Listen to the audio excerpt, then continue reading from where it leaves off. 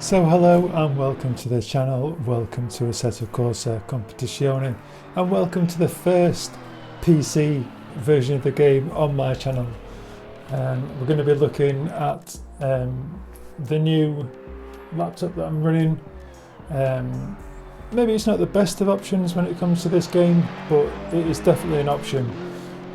Currently looking at the replay that we're watching right now, this is running at 100 frames per second. It's slightly tamed down to the 1080p version of the game, and we'll have a quick look at all the settings that I'm running to be able to have it running at this. And believe me, it's only running at 100 frames per second during these hot lap events where it's just one car on the circuit. I have tried it with, I think, visually seeing 15 other cars on the grid, and I really do need to tame down the graphics. But it's definitely an option when it comes to playing this game on a budget and running it from a laptop. We'll have a look at all the laptop bits as we get into the game, but the whole premise of the video is around this hot lap event in the Mercedes. I have started to look at the KTM at the Red Bull Ring, and that is just blowing me away how much fun that is. I've been at the Paul Ricard circuit now for a number of days in this Mercedes, and it has certainly thrown out a lot of issues, either with my driving or the change of coming to Assetto Corsa Competizione on PC, for me anyway, coming from Xbox. So we'll have a look at a lot of things with regards to what is going on with this lap. So yeah, let's come out of this. Lots to discuss really in this video with regards to the setup and everything. So we'll come to this, and as you can see here just on the left hand side, I managed to get myself into P2 on this leaderboard, and it's not without a lot of time and commitment to trying to get that fastest lap in. I have got absolutely no idea how Luke Whitehead manages to set a lap that's 1.2 seconds quicker. It just absolutely blows me away. I've seen him driving and he is a phenomenal driver. How he manages to run with no traction control, I've tried it. I can do it in a few areas, but when you start getting down to the slow speed stuff, it is very hard to manage that throttle. I've tried to increase the stiffness through my pedal, so that through old muscle memory, when I try and push the accelerator, it's a little bit harder than before, so that I'm not planting my foot too much on the accelerator, which has kind of helped a little bit, but it's definitely a whole new level of learning. So let's get into this lap and let's look at things. So currently on screen now we're running 114 frames per second in this menu. It does fluctuate up to 130 frames just now. When I do try running it in 1440p on my monitor, and it feels like it upscales it, it doesn't actually feel like I'm looking at a 1080p visual. But when you start to upscale it to 1440p, the frame rates do drop to around 60 frames per second, so I don't think it's worth that compromise really. So let's look into the setups then, and we'll look at two setups and we'll look at a possible alternative. Running 4 on the rear wing, everything else is very similar. The ride heights might change slightly. So increasing the weight through the wheel, obviously adding caster, maximum as we can on the cambers, both front and rear. Maximum toe is 2, which is what I've got it at, and again at the rear, just leveling out the toe. Traction control, I'm using 1 throughout the lap, but the fastest lap that I have set, that 1:54.3, was set jumping between 1 and 5, but I am trying to stick to 1 just now because I know in the long run it's going to be quicker. It's just a learning curve that I need to get over. Front of the car, it's all about rear traction. I think that's going to be evident in a lot of the GT2 cars. It's all about getting the rear of the car to stick.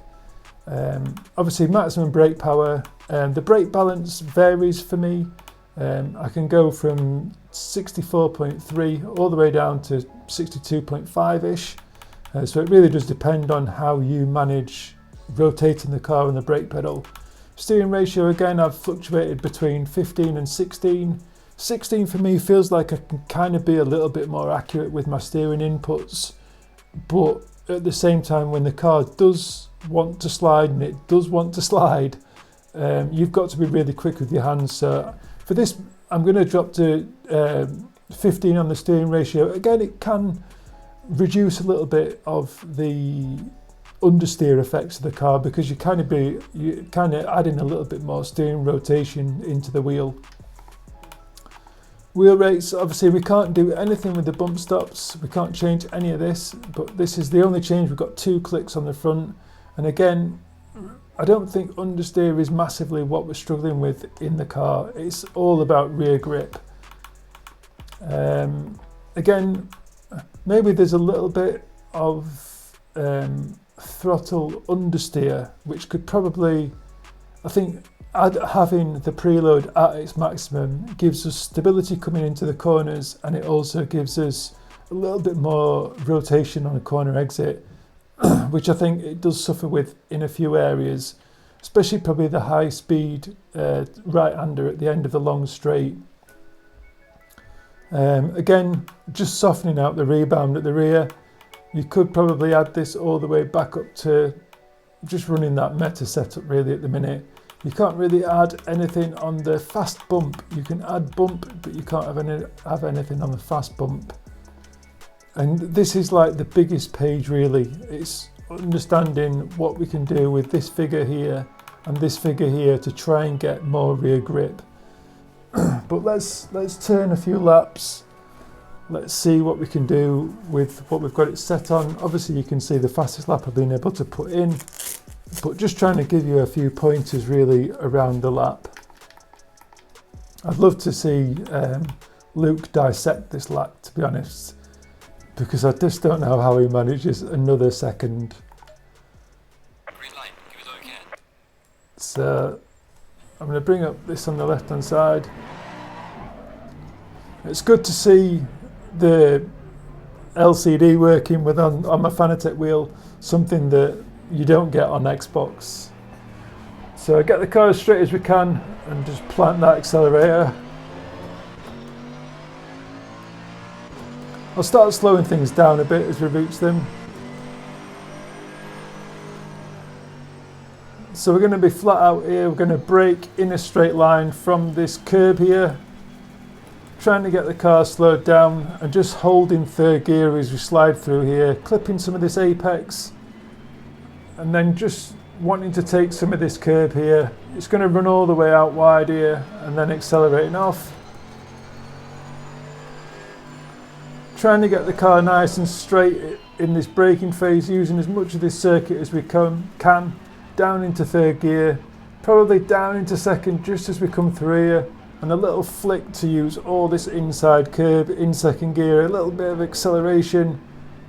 And then this is a really tricky one because it kind of feels like you stall the engine. Sometimes it really does cause the rear of the car to slide. It's a real balancing act. Kind of be patient on this exit here. The car is wanting to squirm around a lot, and then be back on the power as soon as you can. You can cut this inside line quite severely, but it really does make the car bounce a lot.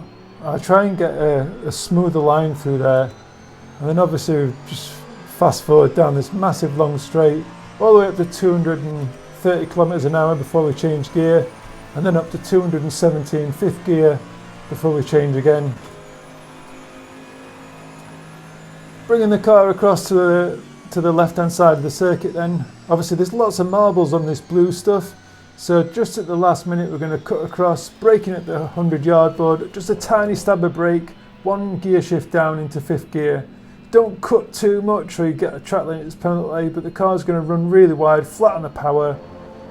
Don't run this curb too long as well, that'll give you a track limits penalty. And then braking down into fourth gear, down into third gear, And we're going to try and stay in this middle of the circuit. It's very hard to. And then accelerating off, I try and stay in third gear, clipping this inside apex, flat on the power, bring the car across to the right hand side, and then braking sort of at that discoloration, kind of keep the car in a straight line as we brake. The car gets all squirmy at the rear end of the car just now, and then we're on the brake, on the accelerator, brake, accelerator, just trying to get that nice clean exit in a straight line, accelerating up to fourth gear probably, braking at this change to the blue, down to third gear, clipping this inside apex, trying to stay on the apex, running some of this inside apex as well, and then braking. And it's very hard. This is such a hard corner to nail. You could be in first, you can be in second. As much momentum as just trying to carry through that corner and then just accelerating off. I'll try and run a few laps. I'm not promising anything in this video.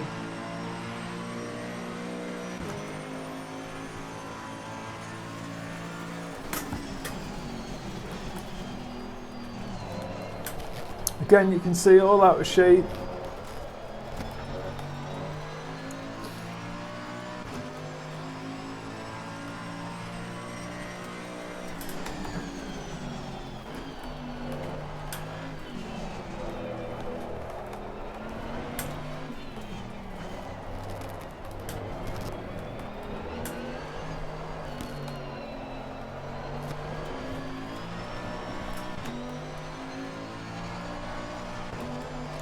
I'm not even sure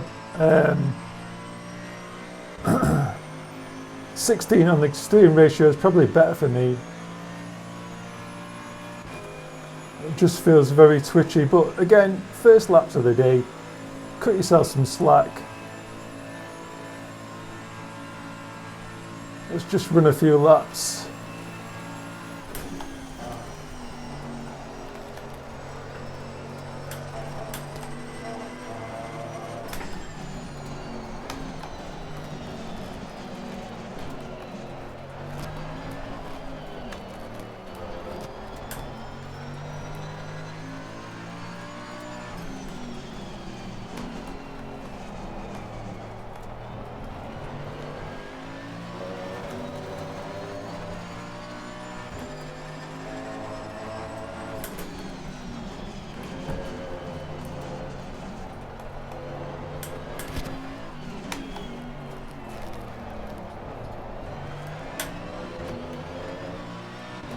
Very hard to put your finger on dissecting what's wrong with your own laps.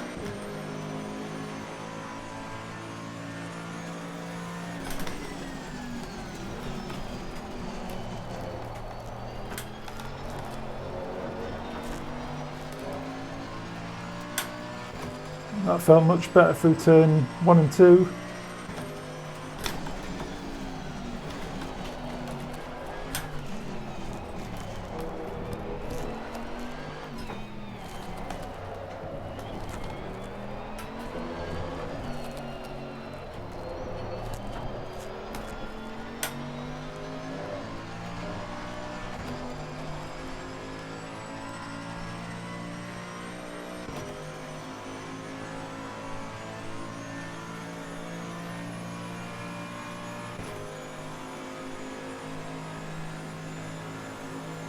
Try and get into those 54s. So to try and carry a bit more speed through here.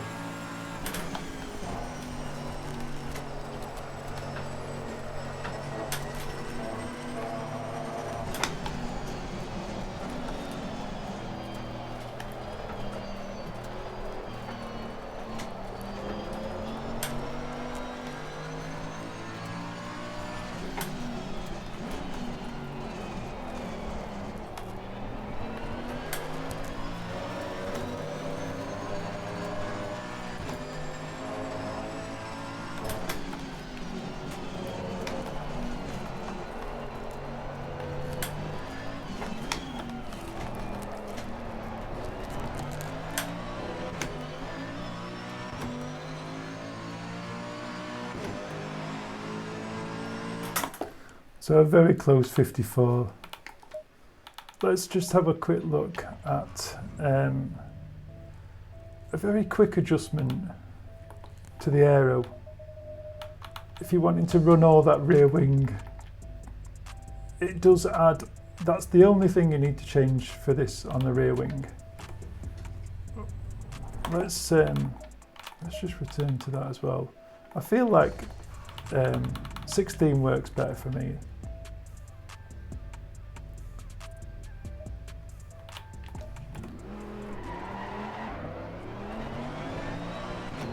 So loads more rear grip we should have. But at the detriment of top speed, acceleration.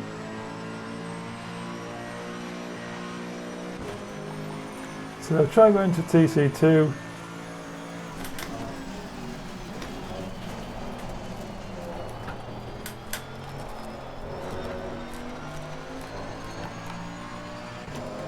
TC1.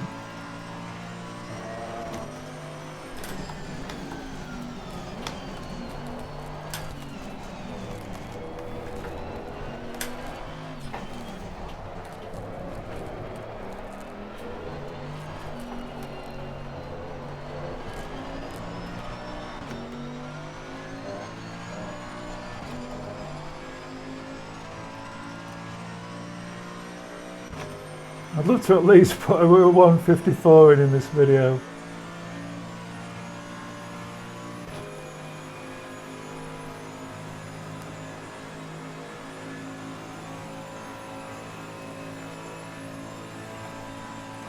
Just feels like it needs less grip at the rear through here.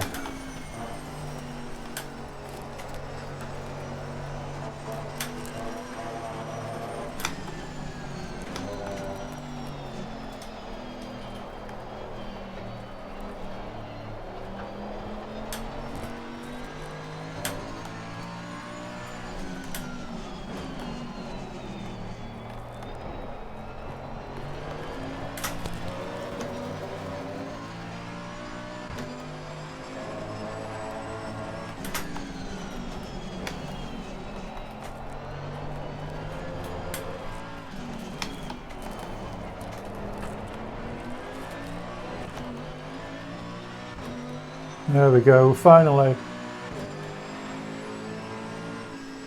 Well done, mate. The fastest step so far. I think initially when we came on before Luke decided to set one of his laps, I think I think the fastest lap was a 154.6. And I love how you can just skip forward to the lap. We'll come on board actually with that last lap.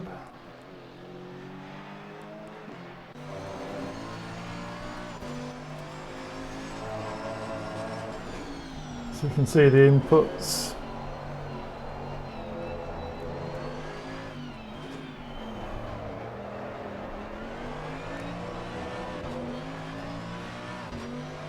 Probably is very weird, I don't generally have that view to see what's going on with the wheel when I'm driving. I just swapped to TC2 because I sometimes feel a little bit hesitant on the accelerator here. Sometimes having that confidence to get earlier on the power with the lower traction control. You could probably drop the TC2 through here as well. I know obviously Luke runs no traction control. You can see just how much work's going on with the wheel.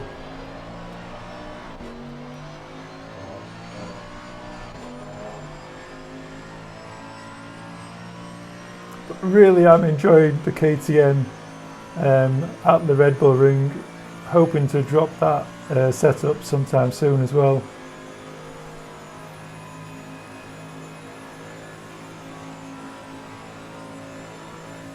But for anyone into the 153s, probably is a circuit I struggle with, to be honest, Paul Ricard.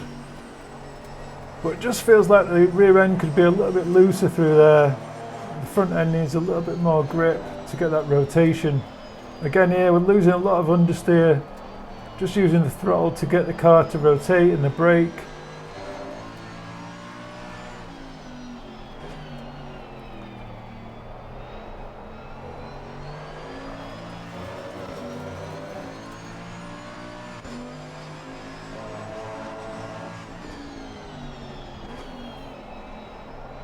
Just on the cusp of losing rear grip, really. So trying to add that understeer just for a few corners is very tricky.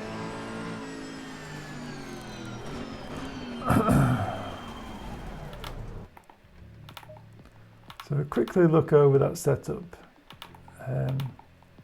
Because as much as you could watch someone do a brilliant lap, if you can't see the setup they're using, I really sometimes wonder what is the point of seeing the lap, because it's the setup. You could turn this lap, I've turned this lap for hours and hours and hours, and I cannot get faster than the 54.3. It's hard to get even near that 54.3, and I know I've set it. So finding that perfect setup is very difficult. And like you can see, the 54.3, I've done it in both these setups. Obviously in this one, I'll just flick through it. We've added all that rear wing because it's an option for you, you know what I mean? If you want a really stable car, it's an option. But looking at these other two, you've got to work at the wheel. And I'll just load the other one as well with 5 clicks on the rear wing. So as you can see, we've raised the rear ride height a little bit as well, because we've added more rear wing just to give us a little bit more rotation. Subtle changes with the rebound. Not much different really in these other pages though. Again, I'm using traction control 1. I'm trying to learn to use traction control 1. As much as I'd love to learn to use no traction control, it just feels a little bit too far away for me just now. And that's the setup. I hope you've enjoyed the video. I hope you can put it to some use. If you enjoyed the video, if you enjoyed the setup, please do drop a comment in the comment section. And until next time, ciao for now.